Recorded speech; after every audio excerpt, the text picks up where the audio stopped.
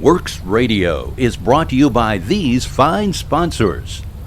Bojangles' famous chicken and biscuits. Works Power and Garden Tools. CVA muzzle loaders. It's just a better gun. Big Green Egg, the ultimate cooking experience. Tough Shed, great storage sheds and custom buildings. True Turn Hooks, hook more fish. Furminator, the best food plot implements on earth.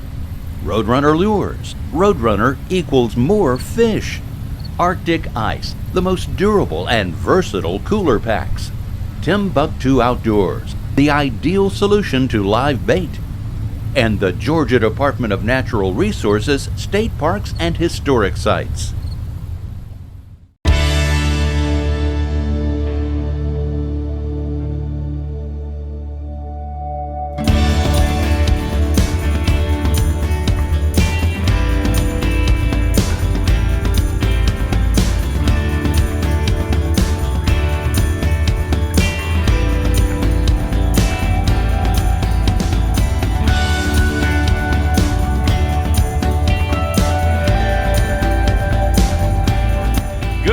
Boys and girls, it's O'Neill. Are you surprised? Yes, indeed. From the Black Powder headquarters and the Bojangles studio, this is Works Radio.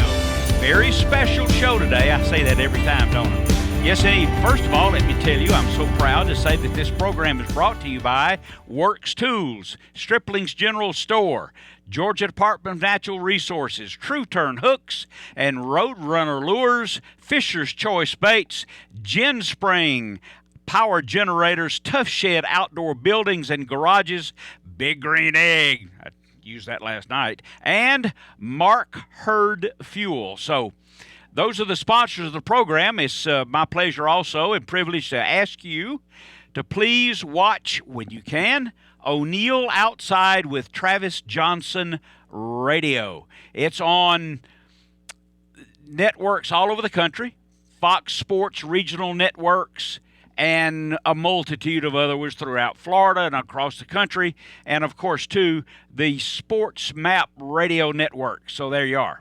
And so we have a lot of things to do, and let's see, what else I need to tell you today before we get started? Nothing at all. Ordinarily, of course, our program is live from the studio here in the North Georgia mountains. Today is very, very special. It's going to be a recorded program, so you can't call in. Well, you can call in if you like, but nobody's going to answer. But it's a special program devoted to one singular person that no doubt you know, okay? We will not have the radio prize package. We will not have the Medal of Honor tribute.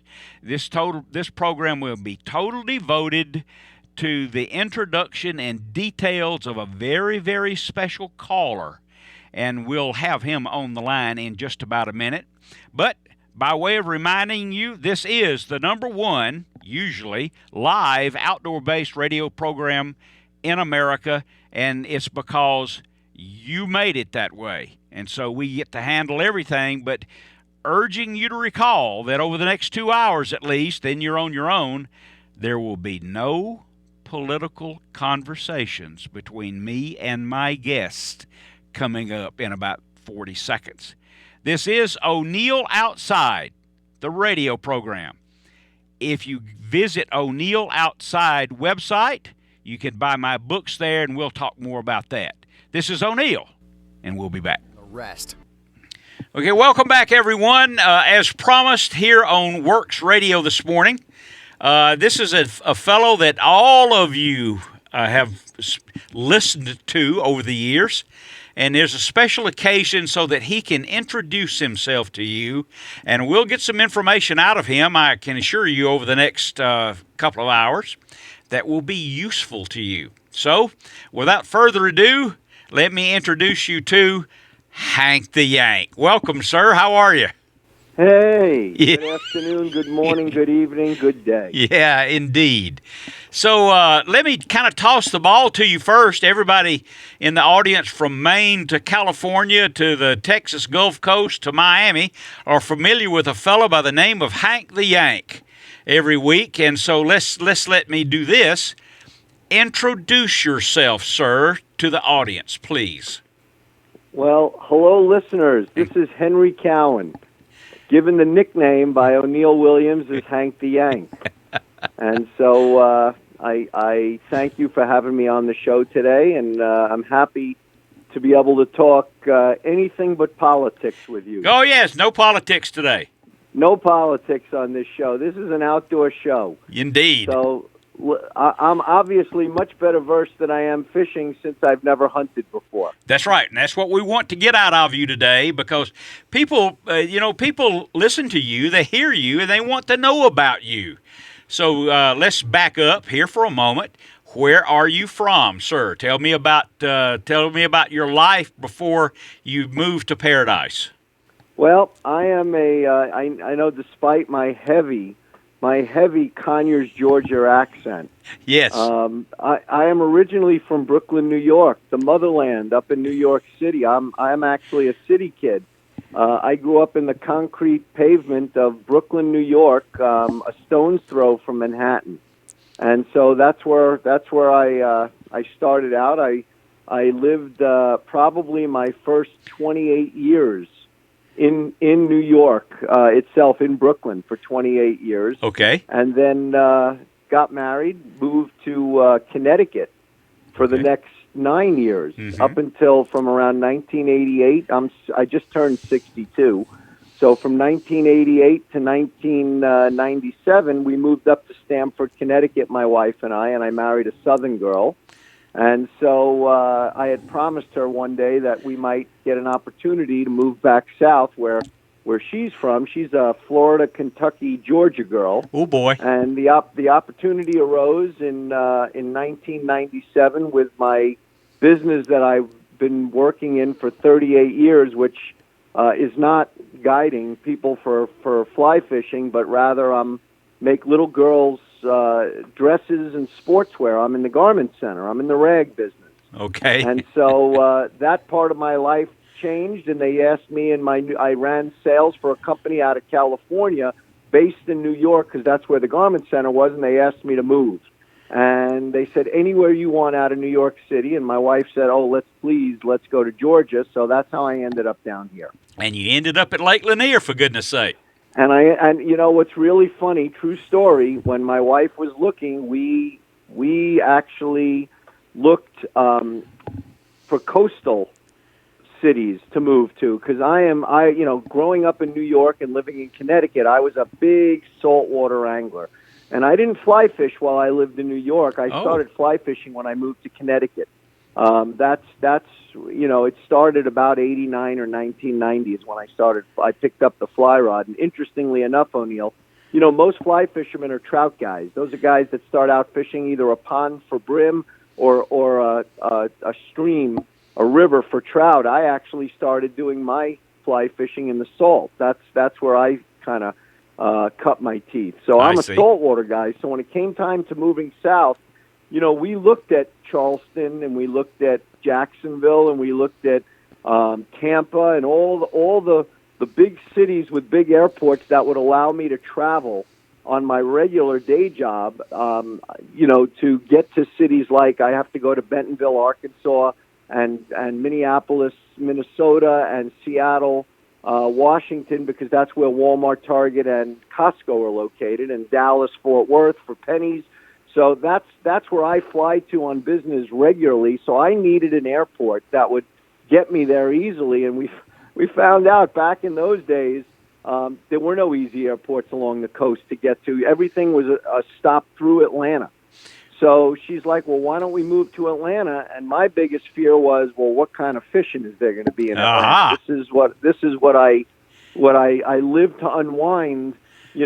Some people like to have a drink after work. I like to go fishing and take a rod out for an hour or two. And so I found out that Lake Lanier had stripers,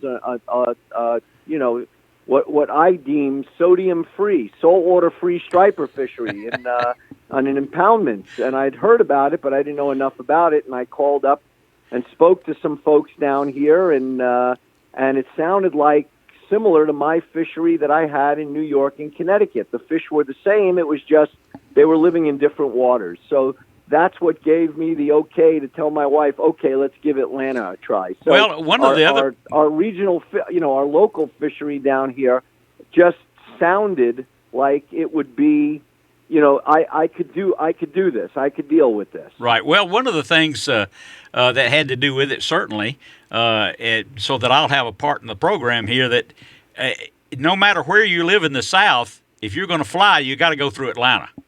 You got to go through Atlanta. So That's even right. when you die, you go through Atlanta. Unfortunately, I'm aware of that too. And it's funny you say that. When you die, you go through Atlanta. People have asked me, have I fished my entire life? And I said, not yet. They want to know if I've been fishing my entire life, and the truth is not yet, and I hope not for a long time. Absolutely. Oh, you're the greatest. So before we get to the talking about the book and all these other things, then tell me about your childhood. Were you a fisherman in Brooklyn? I was. So my dad, who also grew up in Brooklyn and lived in Brooklyn his entire life. Mm-hmm. My dad was an outdoorsman. He loved to. He did a little bit of deer hunting, and he did a lot of fishing. And so now I don't know much about hunting, as you know, O'Neill. So I'm going to need you to pipe in here. I think he had a. Is it correct if I say a 30-06? Yes. Is that a deer rifle? Yes. That's what Dad had, and Mm-hmm. so he was a deer hunter, and so but he was also a conventional angler. He loved fishing with spinning and conventional outfits. Fished off the beaches and whatnot, and then back around 1969, Dad bought a cabin. Not quite as nice as the lean-to lodge that you live in, but bought a little cabin in upstate New York, in the village of Bethel, New York, which is where Woodstock was held. Mm-hmm. And there was a lake up there called White Lake and Conneonga Lake, and we bought a summer home up there. And Dad then found a little 16 or a 14-foot aluminum boat with a 9.9, and we would go up there on weekends and spend our weekends bass fishing on the lake, which eventually Dad started picking up the fly rod, and that eventually got my interest peaked a little bit, and you know what happened from there. There you are. What a high recommendation it is for your father that spent the time, the money, the attention, and love that made you an outdoorsman and made you a fisherman. Well, it's funny because even when I did finally, many, many, many years later, write this book that we just put out this past year, mm-hmm. one of the things in the preface that I give thanks to is Dad always finding the time to take me fishing, and Mom always saying, why don't you guys go out and fish for a bit? Get out of here for a little while. I'm sorry. Henry, let me interrupt you, sir. I've got an early break here, but I'll be back. We're talking with Henry Cowen, Hank the Yank. So if you've just joined us this morning on Works Radio, this is O'Neill, and it's not a live program, and we're having an extended chat with one of our very best friends, and yours also, who takes the time and telephones the radio program each and every Saturday morning and passes along terrific instruction and encouragement to you and the audience and to me. I've fished with him many times, and he is indeed a seasoned fisherman. So, and this guy, who is it? Well, it's Hank the Yank. It's Henry Cowen, and he's spending the morning with us. So, welcome back, sir, and let's continue. Let's divert back to the relationship with your dad and how he got you into fishing. Well, it's funny. I started my earliest memory is I must have been between 4 and 6 years old, mm-hmm. and it was something that I knew. I mean, for him to want to take a pain in the butt kid out and sit in a boat or sit on a pier for hours wetting a line, it must be something that he absolutely loved and wanted to pass on to me. And I will tell you, that spark that he lit that first time has never been extinguished. And it shines as bright and powerful as it was that first time. And all I can tell you is I can just tell you that I continually, I don't have kids, but I continually want to pay that forward to people I meet that want to get involved in the outdoors. So I'm always happy to talk fishing with somebody and have conversations, whether they're going to go out with me as a guide or just to steer them in the right direction, because I just feel like we have a village, if you will, of outdoorsmen, and it's our village, and we need to be the stewards of our village and do what's right by them all the time. It's not what's best for me, it's what's best for everyone else. Because if it's good for everyone else, it's good for all of us. Absolutely. And before we leave the territory of, what is it you call it, the motherland, New York, what was a typical fishing trip for you and your dad there? And tell me what kind of fishing it was, because my audience, other than the people who are listening now that are from New York and New England, this will be kind of new to them. So what is the quarry when you went fishing when you were a young adult before you headed south? Okay, so, like I said, we moved. My dad bought a place up in the mountains, a summer place, back in 1969.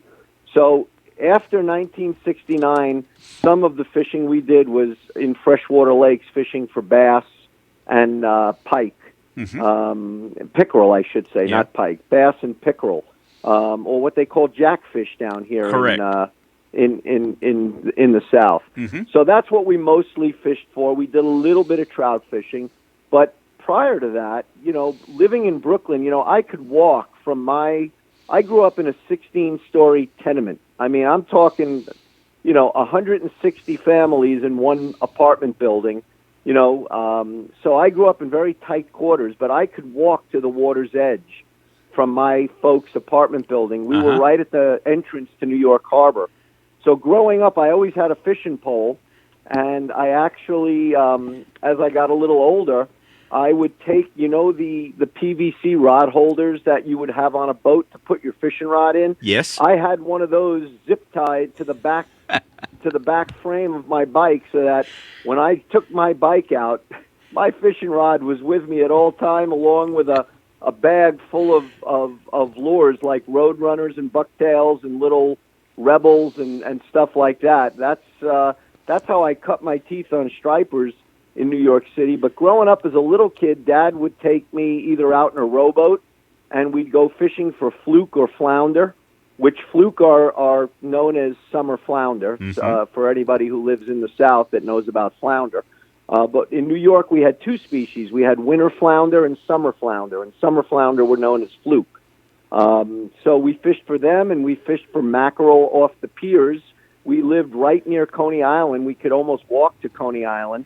And so we would go out on the Steeplechase Pier and fish for tinker mackerel and whiting off the pier. And that's mostly what we did. We either rented a rowboat with a little 9.9 Evinrude on the back, or we fished off the pier for whiting and mackerel as a little kid. And then eventually that developed into getting my bike and starting stripers and bluefish along the seawall, there was a 3.5-mile seawall where I lived that at the entrance of New York Harbor that people could ride their bikes and walk along the path 3.5 miles.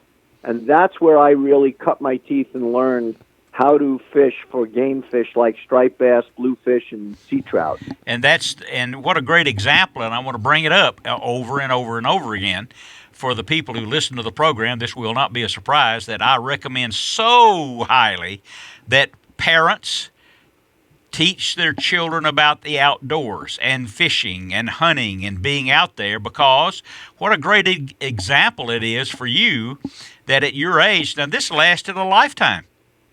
Well, it's funny because, my folks were very, very middle class, and yet, neither of them went to college, and yet they had the foresight to know that the bond between a parent and a child could be that much stronger with bringing the outdoors into the family's life. Oh, yes. And they had that foresight. And it's funny that they had that foresight being city kids.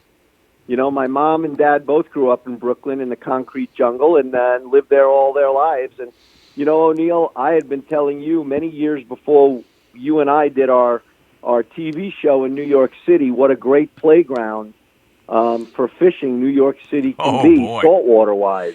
Oh. And you got to experience that firsthand with us. Absolutely. What a So great... that is, I must tell you, that is one of my thrills when I think back of all the fun fishing trips I've done throughout my years in fishing with some of the best celebrities and iconic figures in fly fishing.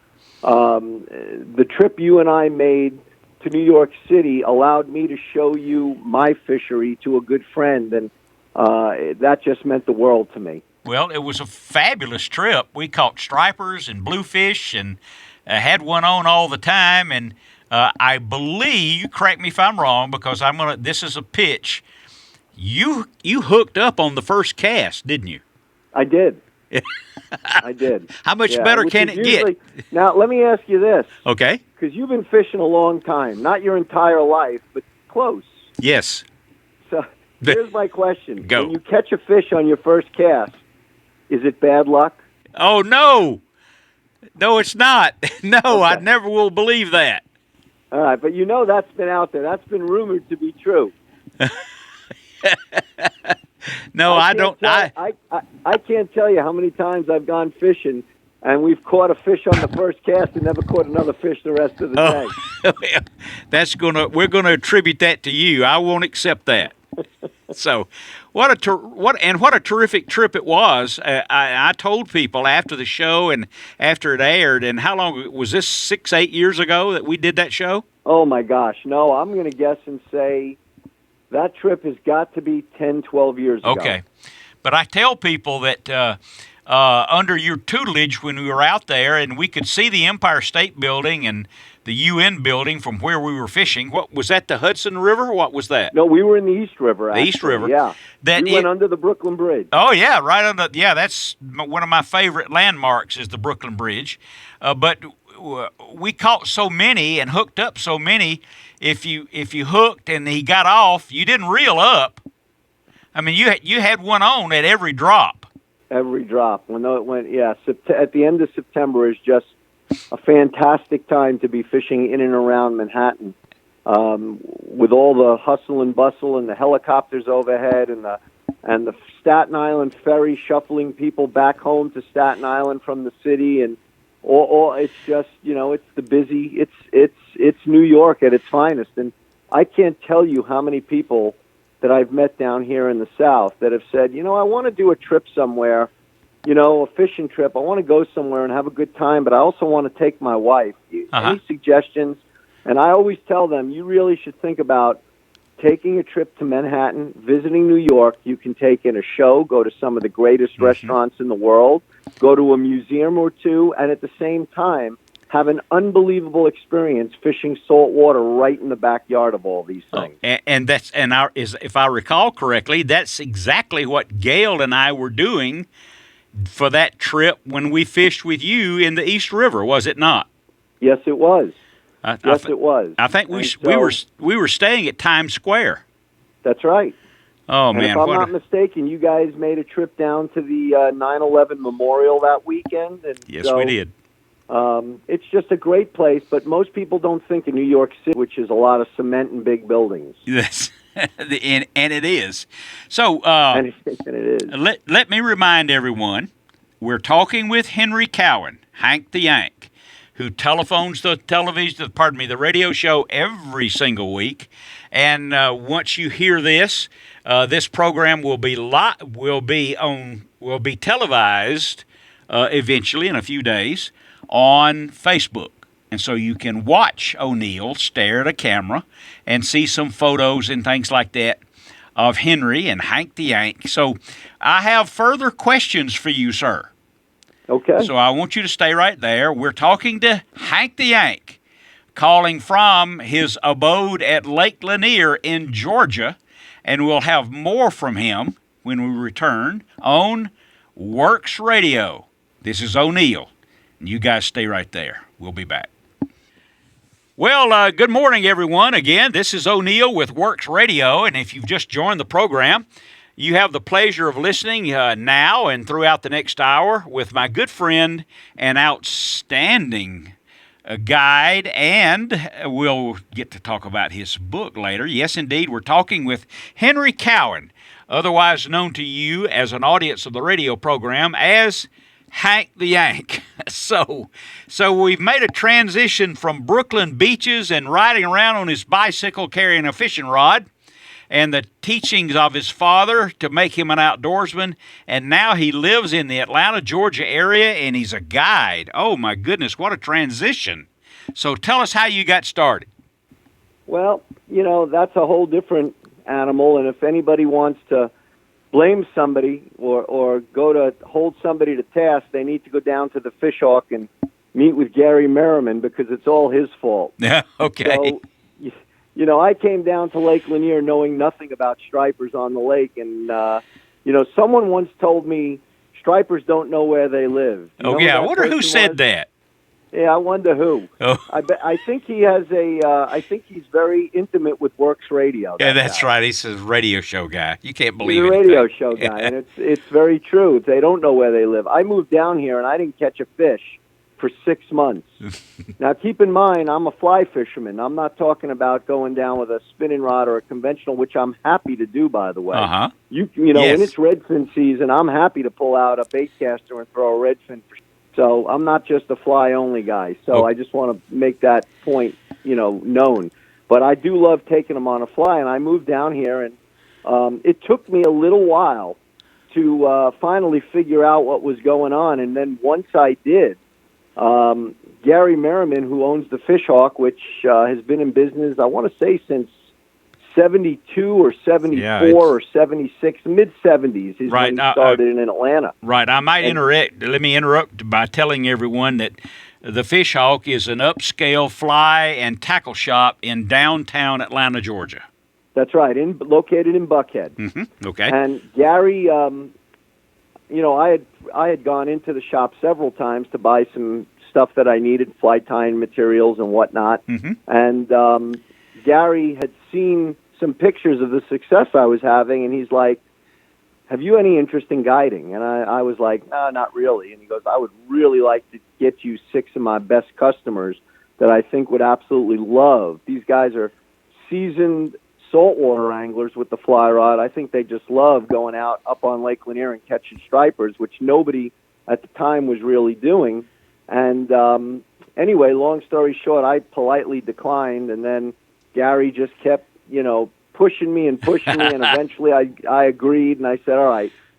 So Gary had just begged me to start, taking people out, and it started out with 6 people and went to 12 and then 15 and 20, and now I'm up to about 40 to 50 trips a year, as I just stated. And basically, I have a full-time job, but 40, 50 trips a year is a lot for someone who has a full-time job. And yes. So I've been guiding now since the year 2000. So I'm going on my 21st year. My goodness. That's how that started. And then interestingly enough, around that same time, maybe a year before that, the first thing I did, you always state, get a guide. When you go someplace new, hire a guide. And that's the first thing I did when I came down here was I hired Mac Farr, our good friend, Captain Mac Farr. And Mac kind of showed me the ropes one day, just showed me the lake, and we went bass fishing because it wasn't striper season. And it's funny just how the village that we talked about earlier just expands. Mac was so impressed about how I was able to catch bass on a fly rod that he's like, you need to meet this guy O'Neill and talk to him about this. And that's how you and I met, through Mac Farr. And you and I went fly fishing one day on the lake in my boat. You used a bucktail jig, and I just remember, I can hear these words resonate. You're telling me, Henry, you're going to catch more fish with a fly rod than I am with a bucktail jig? I got to see this. And what happened when you and I went out? Yeah, I don't know. You tell me.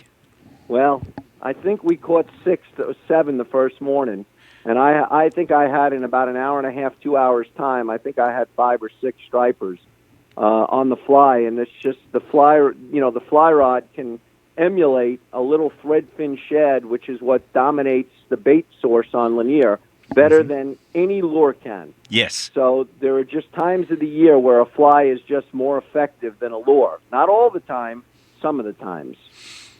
So now you're upwards of 40 days a year on the lake. You've become famous for Lake Lanier, but you do more than that. You go to fly tying exhibitions and things of that nature. Describe that for me. Well, so I am I started out back in the late 90s. I tied a few fly patterns of my own design that I created. And Orvis took them. So now I became what they call a royalty fly designer for the Orvis company. And then eventually I started designing more flies, and the largest fly tying company in the world, Umpqua Feather Merchants, came calling and asked me if I would change teams. So I left Orvis and went over to Umpqua just because they were the biggest in the world. And I've been, since around 2000, 2000, I've been with Umpqua Feather Merchants. So my fly design are trademarked and sold around the world for a lot of different species. And so I started doing that, and then through that I started writing for national publications, a lot of magazines like Fly Fisherman and Saltwater Fly Fishing and Fly Fishing in Salt Waters, and on and on and on and on. There's a ton of American Angler and Fly Tire, and through that just became a little more popular, and over time I started being asked to do seminars. And so now many times I will go to the way they have a show, let's say an outdoor show in Atlanta, let's just say, or in your hometown of wherever you live. I get asked to go to fly shows and do presentations and seminars at clubs and fly fishing shows around the country. So I do that as well. Well, you're a busy critter, that's for sure. Well, let's put it this way. When I retire from the Garment Center, I don't have to worry about what I'm going to do next. That's exactly right. Well, you call so often, and it's such an enjoyable. When I look at the telephone and I see that it's Henry calling or Hank the Yank, I know that we're going to get some outstanding information, and all that you just told me about lends credibility to the things that you say, the recommendations that you make, whether it be the time of the year, the weight of the line, and all of how that changes. The more you have to go fishing. You can't just talk about it. That's right. Time on the water. Yes. is what really gets you to that next level. And by the way, it doesn't have to be successful times on the water. You can learn as much from not being successful as you can being successful. Yes, elimination. That's correct. Elimination. I know that. I know that when I used to tournament fish, and this has an application, people would ask me, well, what should I do? What should I do? I'm going to so-and-so lake. Narrow it down to a couple of areas, because believe me, in so-and-so creek, there's 50 limits of bass in there, and you just find out how to catch them there. You don't have to run all over the lake 20 and 30 miles at a time.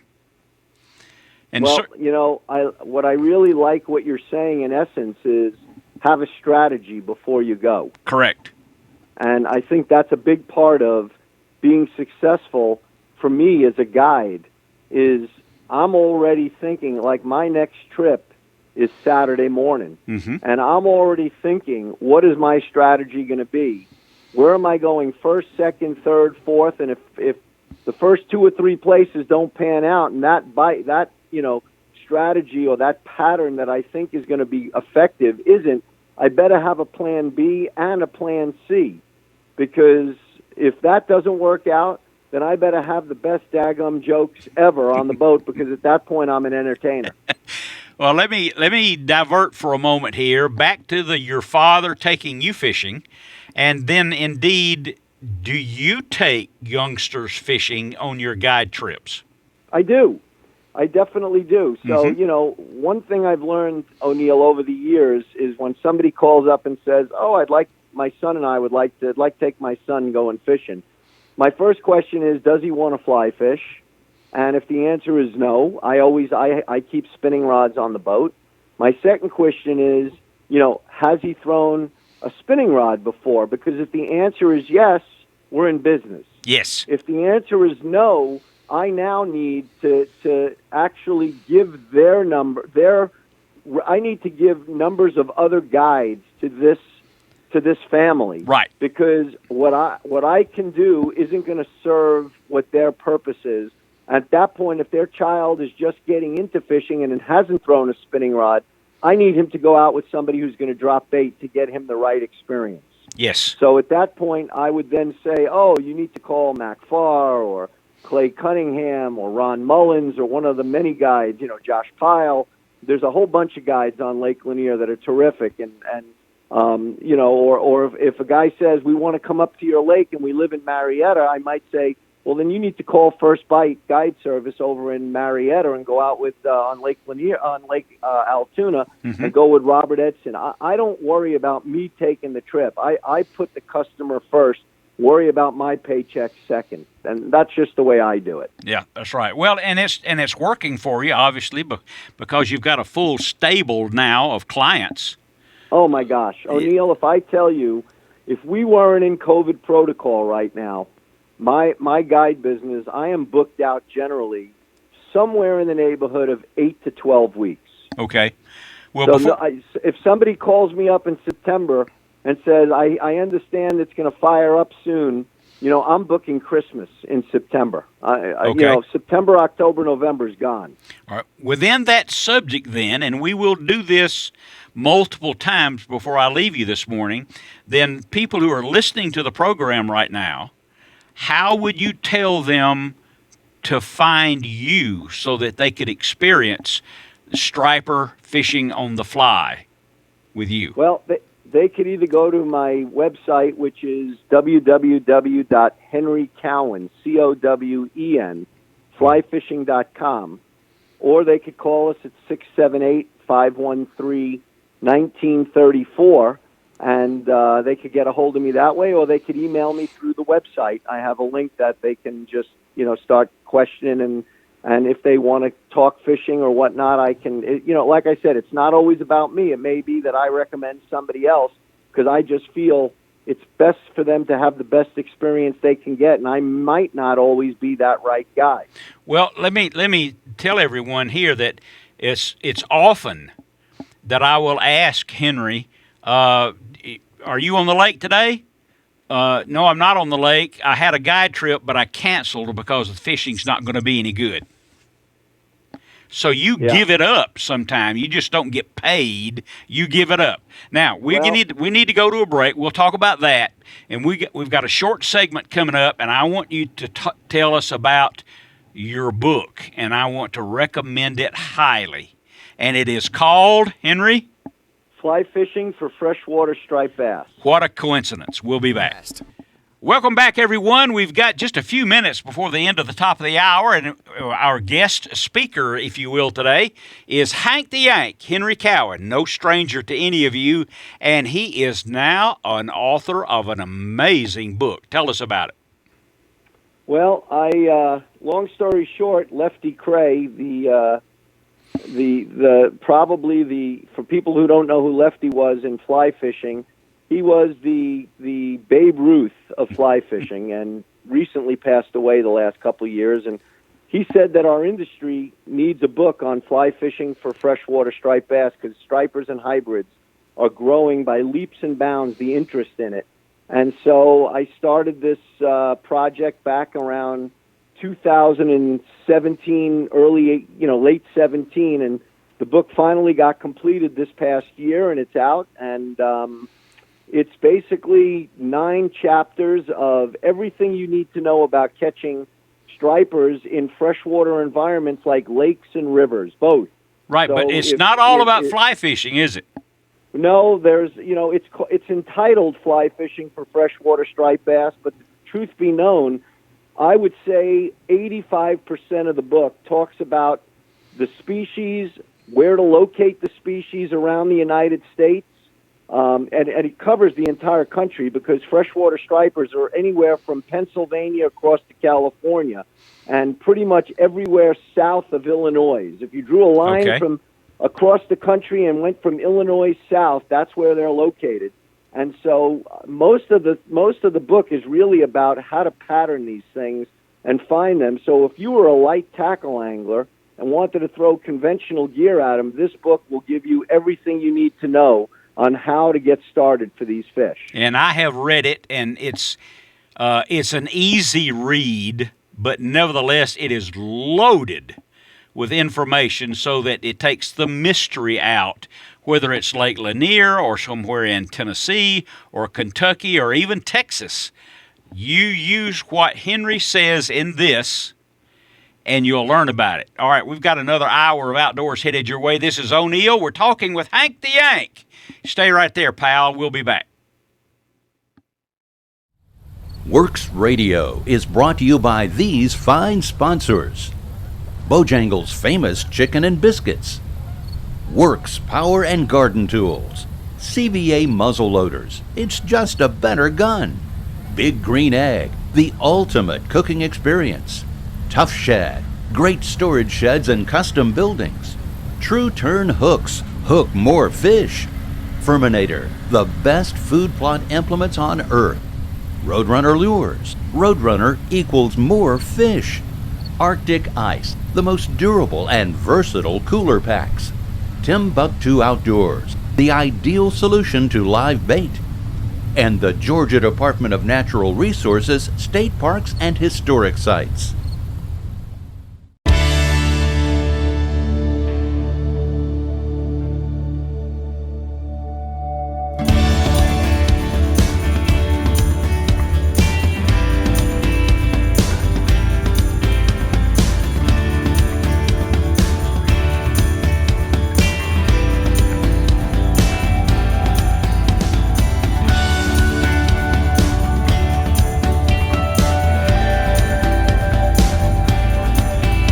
Good morning, boys and girls. This is O'Neill with Works Radio. Boy, what a special program today.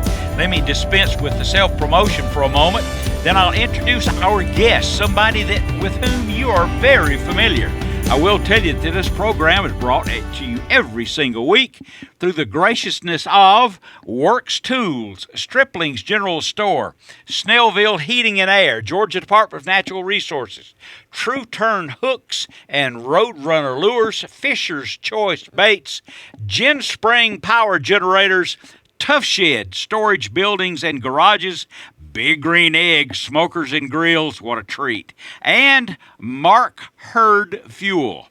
So, I get the privilege also of inviting you to watch O'Neill Outside television. It's on Fox Sports Southeast, Fox Sports Florida, Fox Sports Arizona, VOD networks such as Carbon TV, Waypoint Outdoors, the Hunt Channel, My Outdoor TV, and a multitude of others that all you have to do is just go there. If you want to watch O'Neill Outside without commercials and without a lot of the hoopla involved, you can also visit o'neilloutside.com. All of the shows are there for you to peruse.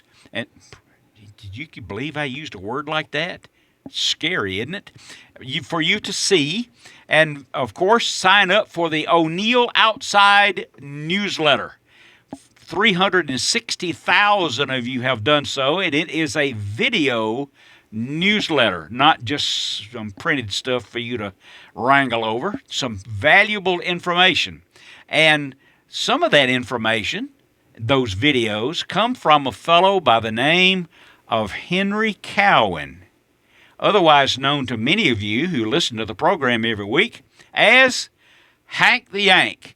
And when we get back from our first break, we will talk to Hank the Yank again, more about his book, his practices and guiding techniques on the lake, and recommendations for you and for your children so that they can become better fishermen. This is O'Neill. We'll be back.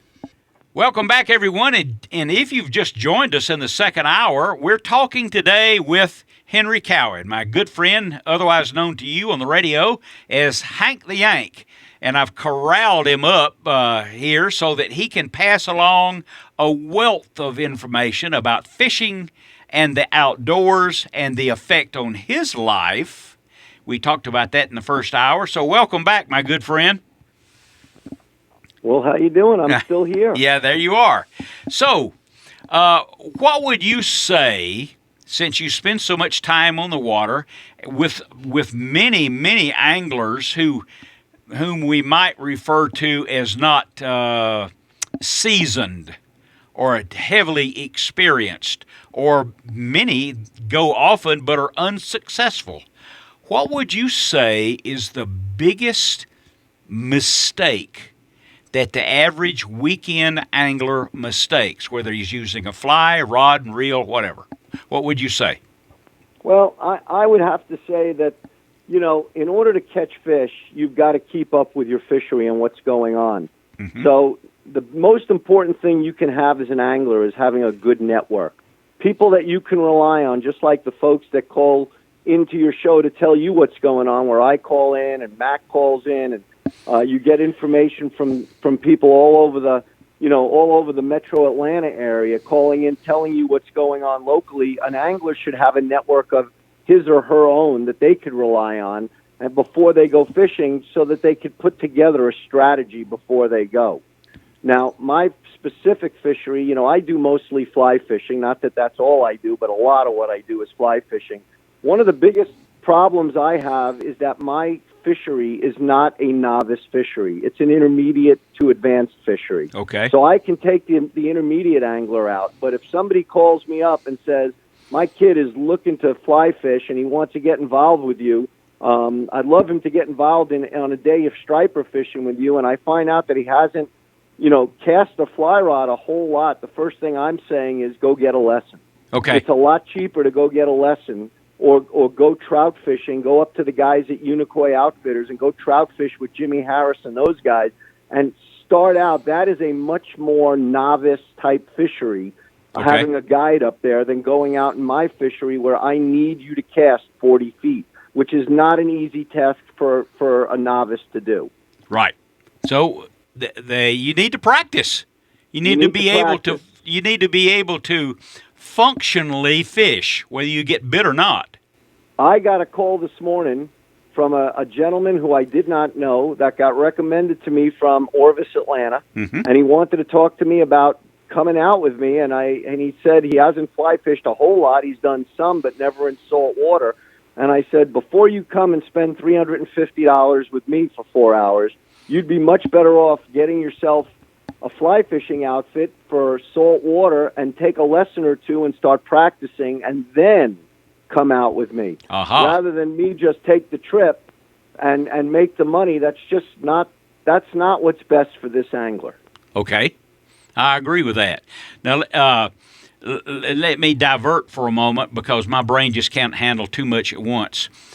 When we hear from you now and when we hear from you on Saturday mornings, what you tell us about fishing clear water, what to use, when to use it, how to present it, and all those things that you've developed over the years, that's not just for Lake Lanier, is it? No. What I'm doing, what I call sodium-free striper fishing will work in lakes in Virginia, Alabama, Tennessee, Texas, Oklahoma, Arizona, California, Pennsylvania. It'll work all over the country. The biggest, if there's one thing that I would key in on, if I'm a freshwater fisherman, okay, and it works for saltwater too, but especially lakes. Everything is based around one thing, and that's water temperature. Where the fish are, where the bait that the fish are eating are, everything that's evolved in that ecosystem is all based on water temperature. So that's the first lesson when you want to learn about how to fish for a lake. And when you talk about these fantastic pro anglers that bass fish, a guy may live in California and come to a lake in Tennessee and the guy places. How in the world did he end up doing that when that's not his home lake? Well, because he's done some studying before, knows what the water temperature is going to be, and knows that when the water temperature is X, whatever the X is, this is what the bait should be doing, and this is what the bass should be doing. And so they're students of the game. Okay. And after all, whether the fish is in Lanier or whether he's in the mountains of Tennessee or Virginia, he doesn't know where he lives, does he? That's exactly right. And to take that one step further, I have a very dear friend that fishes Smith Mountain Lake. Okay. In Tennessee, in Virginia. Mm-hmm. And what's interesting is that his striper bite in the fall actually is ahead of mine because it gets cooler in Virginia at Smith Mountain Lake. That water temp drops in the fall quicker than it does in Lanier. So his striper fishery starts up a couple of weeks ahead of me. Mm-hmm. Conversely, in the spring, coming out of the winter, my striper fishery and my pattern changes come before his because it warms up here in Atlanta quicker than it does in Virginia. And we're still catching the fish in the same places. It's just that it's when it happens, when the pattern changes, and everything is based on water temperature. Oh, absolutely. Yeah, absolutely. And that's why quite often, and I know you listen prior to and after your telephone calls to the radio show in the mornings, Saturday mornings, you listen prior to and listen afterwards, and you notice that as often as possible, I will ask you and Mac and everybody that I can, this is not just for Lake Lanier. People who are listening to the program right now in Virginia, it's the same thing. And I have to tell you, that's how I wrote the book. Okay. Based on that premise, I mean this, that premise is exactly how the book was written, based on that. So that any angler living anywhere where there's a striper or a hybrid fishery can get started with an easy-to-read kind of a book that will just explain the 7 or 8 or 10 basic common knowledge factors that affect fish no matter where you live. Everyone listen to me. If you're a light tackle angler, whether it be for stripers, bass, whatever the case might be, you need this book. You need to have this book. You need to be reminded via this book of the principles that we're talking with Hank the Yank right now. So let's go back a minute, Henry, and let's go back and talk about the book again and where it can be purchased. So the book, will be available at a lot of fly shops across the country, and if they don't have them, they can certainly get them. They can order it in, but some of the more basic places where you can order it, Amazon, Books A Million has the book, mm-hmm. and Barnes & Noble has the book, and even Target was selling the book online. So the book, and so it should be pretty easy to get. Okay, it is. And by the way, yes, it's only $16.95. Oh, don't be overcharged, huh? Okay, that's right. I'm going because the show is televised on Facebook. I'm showing everyone. It'll be backwards on the air, I suppose. But well, I got to tell you, based on what I'm seeing, that is an awfully handsome angler on the cover. Oh yeah. Oh, you're so much fun. I swear. It must have been cold that day. Listen, the most important thing that I've been told about that cover shot is is that I'm donning my UGA Go Dogs hat. There you are. Yes, indeed, a dog fan. A dog fan from Brooklyn, New York. What a coincidence! It's from the influence of so many people whom he takes fishing. I can assure you. Okay, let's see here. Farr, by the way, Mac Farr had a lot to do with that. I bet he did. I'll bet he did. And we're going to put Mac on the air here pretty soon, much like we're doing with you, because I want the radio audience to get more out of your head than the 2 minutes that we spend on radio. Well, I want you to know, and I'm just putting in an honest and sincere plug. I have fished with some of the greatest anglers in the United States, And I will tell you, in my opinion, Mac Farr is one of the most versatile and adaptive anglers I've ever met. It's a classroom, isn't it? It's unbelievable. It's a classroom. It really is unbelievable. All right, we got to go to a break here, pal. Pay a bill or two. You stay right there. Keep your voice clear. You're doing a wonderful job, and I'm sure the radio audience is enjoying it. This is O'Neill with Works Radio, and I'm with Henry Cowen, Hank the Yank. We'll be back. You're listening to O'Neill Outside Radio, otherwise known as Works Radio, which I'm awfully proud of. We've been doing this now for 28 years, and it is the #1 live outdoor-based radio talk show in the country, but today's program is recorded by Henry Cowen, otherwise known as Hank the Yank. So I've corralled him here, and I want to make a recommendation, and then I want to turn the ball over to Henry. If you want to understand about a fishery, a lake, a fish, how to catch him, when to go, what to expect from it, all of those things. And if you've moved into a territory, moved into a new place, then this is what I want you to do to learn a lake. Hire a guide and get references.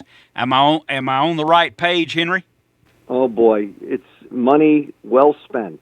Indeed. Money well spent. I can learn more from you and from Mac and from Ken Sturdivant and people like that. I can learn more about a lake from you guys, if I'm not familiar with it, in one day's fishing than I could in 10 years of doing it on my own. Well, that's a great point. And let me tell you how you can pay that back in spades. Ooh, where okay. It'll pay it forward. Okay. For you. Okay? So when I moved down to Georgia, the first thing I did was I called the DNR. Aha. And I asked them, and I called my local DNR and said, all right, I'm going to be living on Lake Lanier. What do I need to know about striper fishing down here? And I just happened to speak to a DNR officer who happened to be a recreational big-time striper guy. And he told me a lot about what I could do down here and what I could expect. And then when I asked him for a recommendation for a fly fishing guide, he said, we don't have any. Oh. He goes, and I said, okay, well then give me the best guide on the lake who fishes artificially.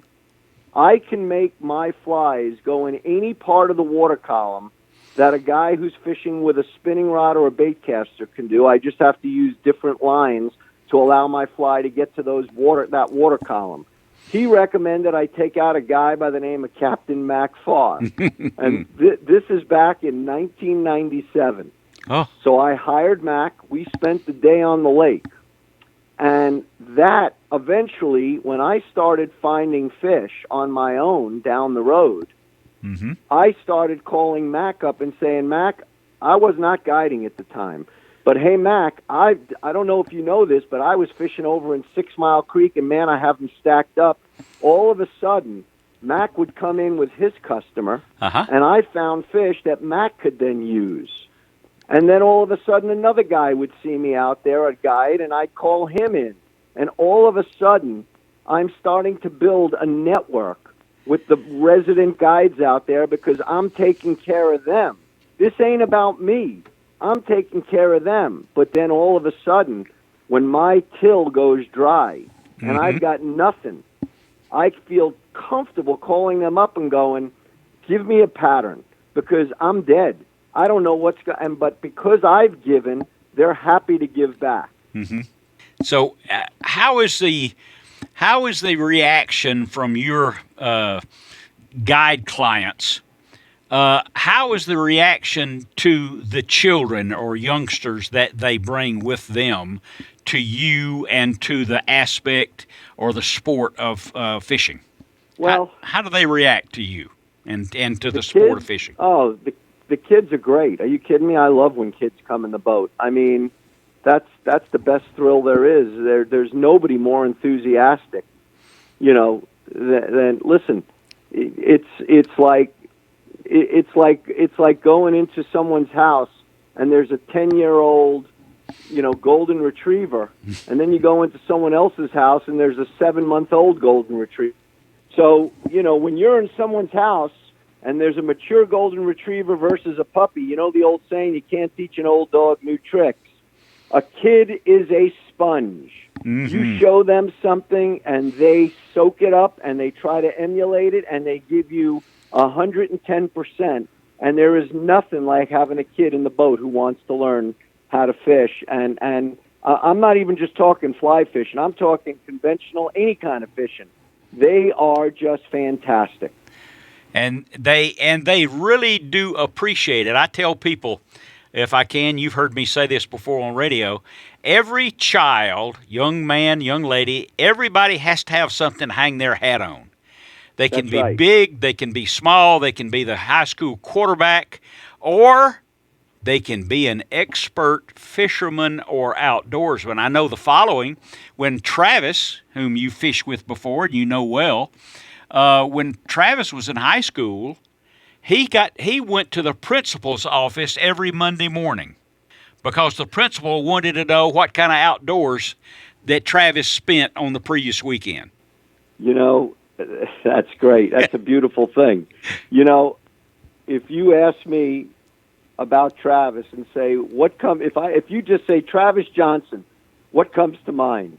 The first thing I think about is 12-year-old Travis Johnson on the Soquet River with a fly rod and him not wanting to get out of the stream and his grandfather yelling, "Travis, it's getting dark. We need to go." And all I hear is, "Just one more, Grandpa, just one more." He just didn't want to get out of the river. That's right. And now that Travis is, 28, 29? 29 years old. And I still see that 12-year-old kid in a pair of waders with a fly rod with me catching rainbow trout in the Soquet. Yes, he was an accomplished fly guy, wasn't he? He really was. That's right. Now he's it was a lot easier teaching him than teaching you. Yeah, I didn't have to. Old dog, new tricks. I didn't have to. That's what I'm saying. Yes. That's what I'm saying. That's a good memory. See what I mean? You build memories in the outdoors, whether you're hunting, fishing, camping, hiking, or just walking through and listening to the outdoors all around you. It lasts a lifetime. O'Neill, I will tell you, a guide may not say this, but one of the reasons a guide loves getting into this sport and doing this for a living is because deep down inside, they love making memories for other people that last a lifetime. Oh, you bet. I will tell you, one of my proudest moments as a guide was when I took Hal Coleman and his son Jason out fishing in my boat.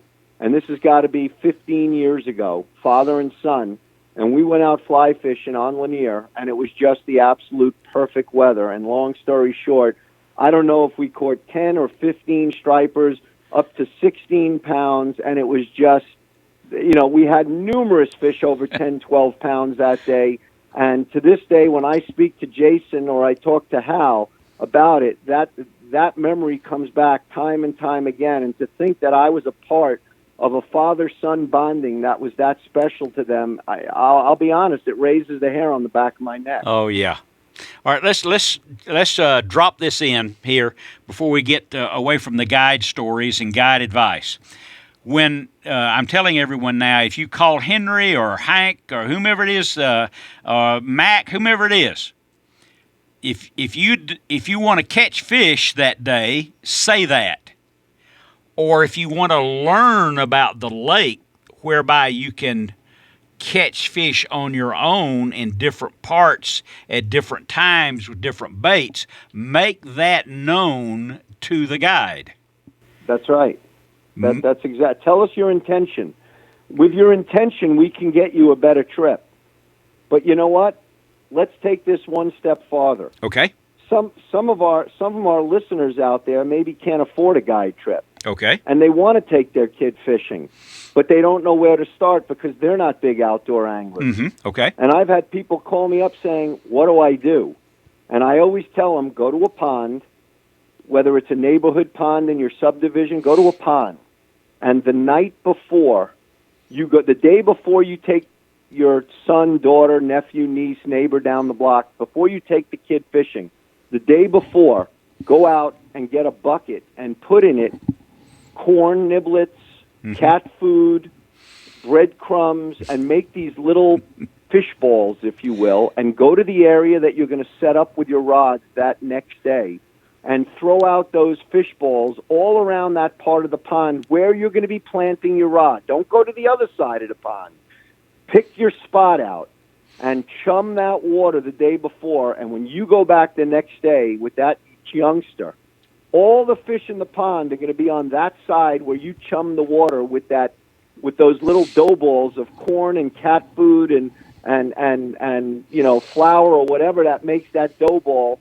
You're going to catch a boatload of fish, and that little kid's going to think you are fantastic. It doesn't matter to him whether they're to a child, to a 6 or 7 year old. It can be a 2-inch pumpkin seed brim. That's right. It doesn't matter. That's right. You know, what's the old saying, and then we'll get to something else. I think I'm about to run out of time, but I remember, and I use things over and over again because I'm old. To a child, the most beautiful thing to see is the hole in the water where the float used to be. That's true. Oh yeah, that's true. That is so true. I mean, it's the greatest thrill in the world. Doesn't matter whether a kid catches a 5-pound bass or a half-pound brim. That's right. Because when that float goes down, it's magic. Yeah, magic is correct. You're gonna wish you had your smartphone on video at that moment. That's a fact. All right, let me get out of here for a minute, but we'll come back, and then I want to know the greatest fisherman you ever met. This is O'Neill. We'll be back. In case you've just joined us at the latter part of the second hour of O'Neill Outside and Works Radio, we're talking with Hank the Yank, someone you've all heard before. His name's Henry Cowen. He lives here in Georgia. He's a Brooklyn, New York transplant, and we are so happy to have him here for the last 20-plus years. So with his travels all over the world, saltwater, freshwater, seminars, and shows, if you will, being on television, producing television shows, then let's go to some personalities, pardon me. And that is, Henry, who are some of the greatest personalities, the most interesting and knowledgeable, impressive people that you've met in this business? Well, you know, I've gotten to meet quite a few, and I've gotten to fish with a few as well. Mm-hmm. And so, first of all, let me start off by saying I can't tell you how much I appreciate and love when you and I get in a boat together, because we tend to laugh more than we're fishing. Oh yeah, and so absolutely. I really appreciate that, and it's just great to have been able to share room in my skiff with you several times, and or in a pair of waders, each our own, of course. Yes, we're not in one pair of waders, okay. But. You know, I've appreciated that, but I'll tell you a great story that I cherish, that I have a picture. I was at the, what's the name of the big tackle show that used to be in Florida every year? ICAST. Yes, ICAST show. I went to ICAST, and you and I were talking, and we happened to run into each other at the show, and we just started spending a little time walking the show together. And you introduced me to Jimmy Houston, which is somebody that I've always admired on TV. I had a great talk. After I left you, I walked around, and I happened to met a dear old friend, Shaw Grigsby, who from One More Cast, which 2 or 3 of his television shows, we did one up in Montauk, New York, and we did a couple on Lake Lanier, and believe it or not, we met at an airport. We were taking a flight together up to Boston, Massachusetts. He was doing a bass fishing seminar, and I was doing a fly fishing seminar, and we were sitting next to one another. How about and we that? started chatting, and so Shaw became very good friends with me over the years, and that led to ICAST. He introduced me to Bill Dance, and here I am wearing my red UGA Georgia cap, and Bill Dance is wearing his white and orange Tennessee cap, and I've got a picture of the two of us, you know, with arms over each other's shoulders, and the caption underneath says, "Why can't we just all be friends?" And that is just a picture that I cherish.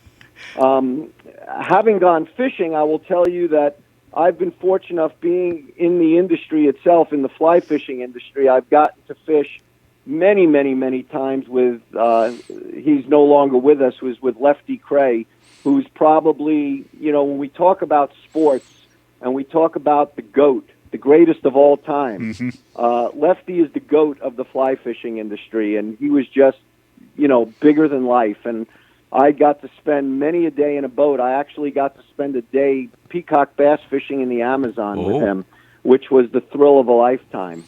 So that was certainly one of my favorite anglers to ever get in a boat with. And I also got to fish with another gentleman whose name is Dave Whitlock. And Dave, again, is one of the iconic figures in the sport of fly fishing. And Dave and I have become just great pals over the years.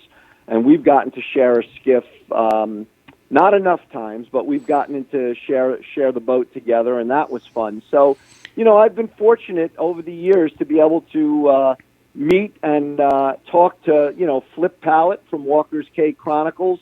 I've gotten to spend time in Larry Dahlberg. I had dinner with Larry Dahlberg, Hunt for Big Fish. Yes. I've gotten, O'Neill, I'm going to tell you that for a nobody, I've gotten to meet a lot of really iconic fishermen in this sporting world.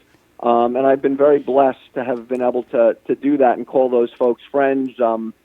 Another one who's no longer with us was Jose Wahebe. Jose and I used to chat on the phone every now and then. So I've been really fortunate over my fishing career to have met some really iconic figures over that time. Well, let me interject here a comment with regards to those people that you mentioned that you admire so much and enjoyed so much and spent some time. When you started out with Jimmy Houston and Shaw Grigsby and Bill Dance, my comment with regards to those guys is the following. What you see on television is who they are. They aren't acting. That's them, especially Bill. He is a clumsy, goofy guy. But and Jimmy is every bit that giggly, enthusiastic, smiling person, and Shaw Grigsby is as much of a gentleman as you'll ever meet. He's the consummate angler. I had never met anybody that I've ever shared a skiff with. I've never seen a hook set in when we talk about in you and I are both big baseball fans, and we talk about bat speed. That's the big thing today. Does he have a lot of bat speed? Because someone with a lot of bat speed can produce a lot of energy and hit the ball far. And, under the same likings, Shaw Grigsby has a hook set, the likes of which I've never seen in my life. I see. You blink, you missed it. So, well, those people that are as successful as tournament bass fishermen, they're different than us. There's no question. Just like a professional baseball player. Hey, listen, I'm not a golfer. Long story short is you don't realize how many people can shoot a 72, and that's which is scratch golf on a course, but that's not good enough. No. Then there's that breed apart that constantly shoot a 68, 69, 60, 67. They are just a breed apart, and it's the same in the bass fishing world. Indeed. They're just different guys. They can find them when somebody else can't find them. Well, it was a great example, and I've told this on the program before. One of my favorite bass fishermen, ultra successful, is Davy Height. And I fished with Davy, and I'm telling you a story you already know, but I want everybody to hear because it's within the subject. I fished with Davy at a lake one time.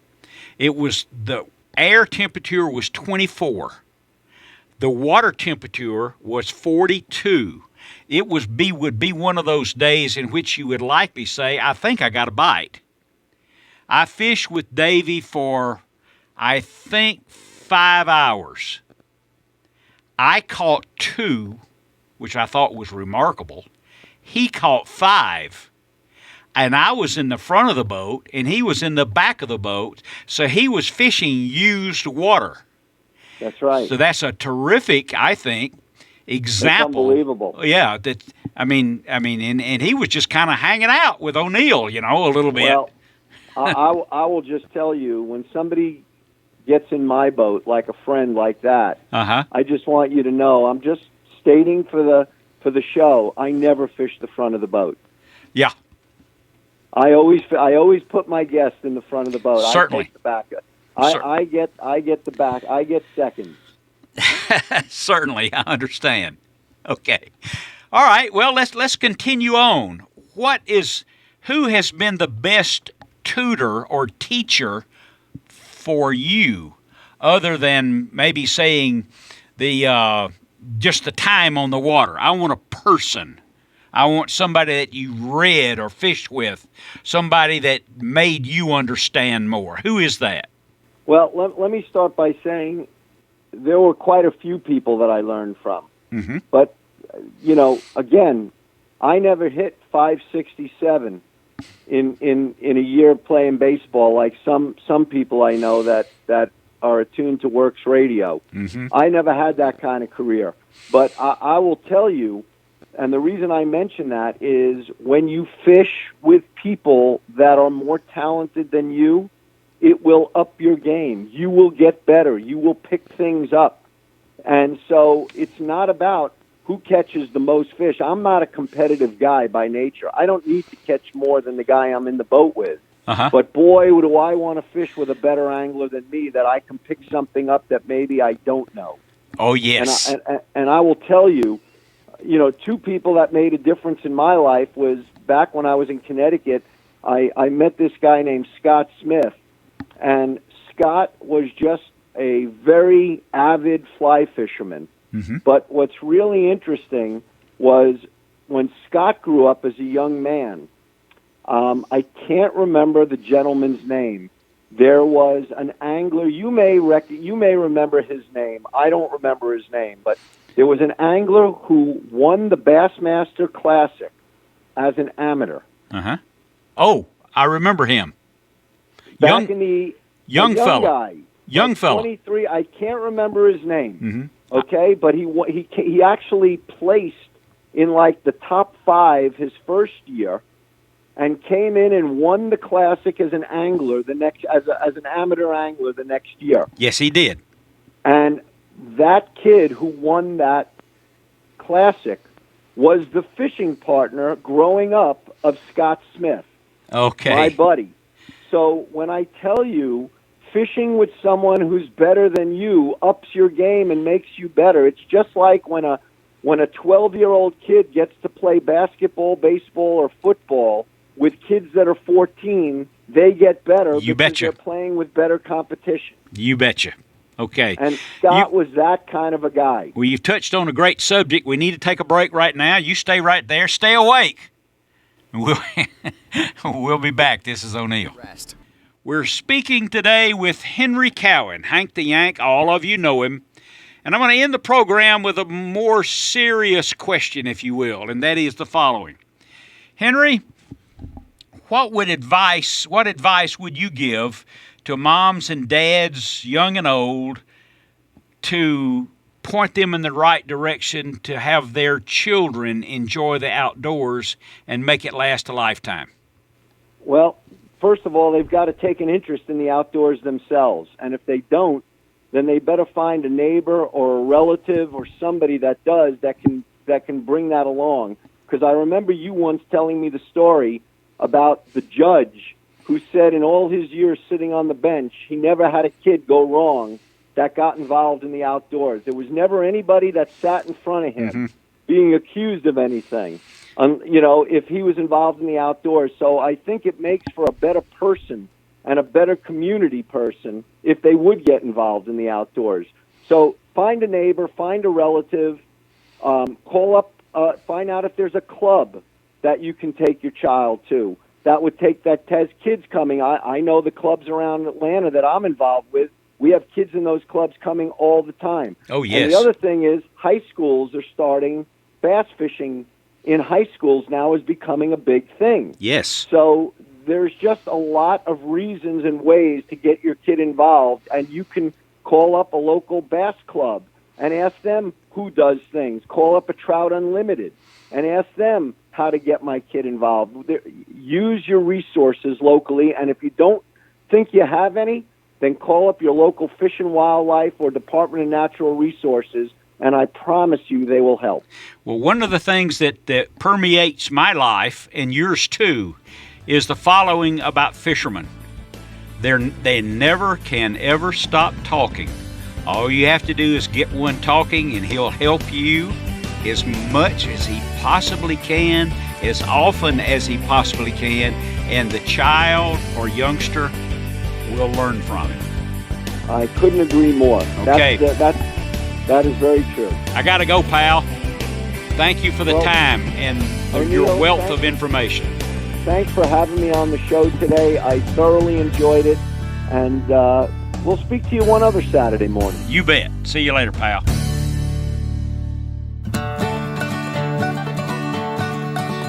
I once asked a mighty hunter, coming home from the field, how he came to possess such mighty hunting and fishing skill. He said, "I'll tell you a secret, son. I learned everything I know from listening to O'Neill outside on my radio." O'Neill, O'Neill, O'Neill outside.